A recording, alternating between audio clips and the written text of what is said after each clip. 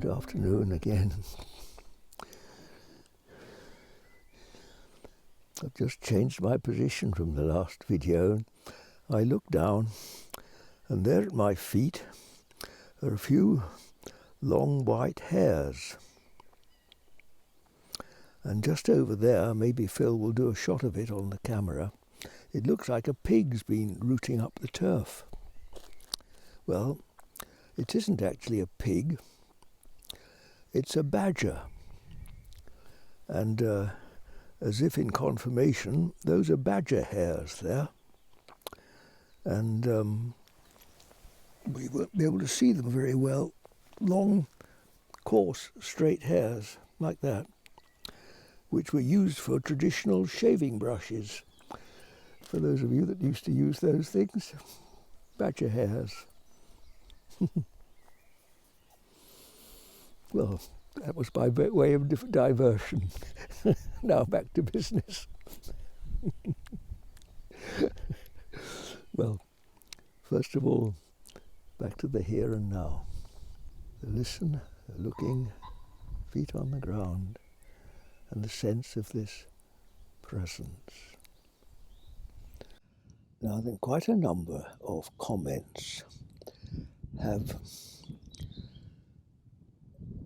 expressed the question or the thought, I guess they're mostly from young people, of how do I make the jump, as it were? How do I become like you? Can I get this peace? How can I acquire it? Well, I don't have a quick answer, apart from you've got to live your life, a long life, because certainly it's something that develops with age and practice perhaps above all. But it's certainly not, in my experience, something that can be just done quickly. But providence, which is an old-fashioned word for God, has provided a marvelous intermediary, and that is service. Service, which is rather which is not used very much these days, when most of the world seems to be in the what's in it for me sort of thing. And service is something associated with something we don't want to do, with putting others first. But let me try to broaden that out a bit. Because as a young man, I wasn't very good with people. In fact, I felt this was the great deficiency in my life, that I didn't really know how to connect with, let alone serve other people. Because I felt, well, everybody, at least in England, has enough money, enough food, what's left to serve? But I loved the land, so I saw myself as a servant of the land. I put it first, and I loved it, and that sort of put things right in my mind. It wasn't, what am I going to get out of it? It was, how can I do my best for the land? How can I best serve what I love? And of course, as a young man, that consisted mostly of doing physical things. For example, I might have taken a little rake and straightened out the mess that those badgers made.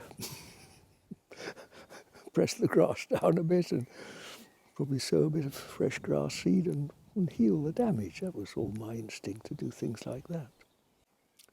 Then gradually, over the years, over quite a number of years, as I was meditating, and meditating sort of kept doing its inner work on gradually sort of taking me beyond my limits, I began to realize that my farm seemed to expand, to include not only my little bit of land, but the neighbour's land also. In fact, the whole landscape.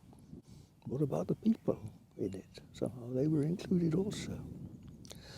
So gradually my farm expanded, because of course I wasn't physically big enough to sort the world out physically.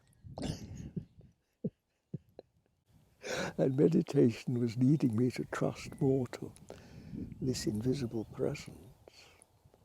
I began to think more in terms of holding the whole world in this presence, in peace. That began to open up some more possibilities. When I thought to myself, what's prayer if not this? Isn't this what prayer is? Of course, I never was much for doing all the prescribed, standard verbal prayers. Well, I never felt much need of that. But this somehow invisible embracement, invisible containment, seemed to me completely satisfying. Suddenly the penny dropped. I began to think, gosh, this is it. And so as I got older, and with one thing and another I could do less physical things in the world, I began to think more in terms of being a farmer in spirit, not only of my own land, but of the whole wide world. And that's gone on all through the latter years of my life. And it's the most marvelously satisfying thing I know, because it's totally infallible. I don't know what to do about coronavirus or anything else. I don't know how to sort out the badgers, but I do know how to be here at one with this invisible presence and contain the whole world within that consciousness. Total trust that Providence knows best. And this is a wonderful, simple thing, to hold in your hearts. I don't know. God knows. And that is prayer, my dears. And I commend it to you. This is service. This is the best service you can possibly do, which used to be recognized many, many years ago. I should say centuries ago, in the days when people took more easily to monasticism, dedicating themselves to a life of prayer.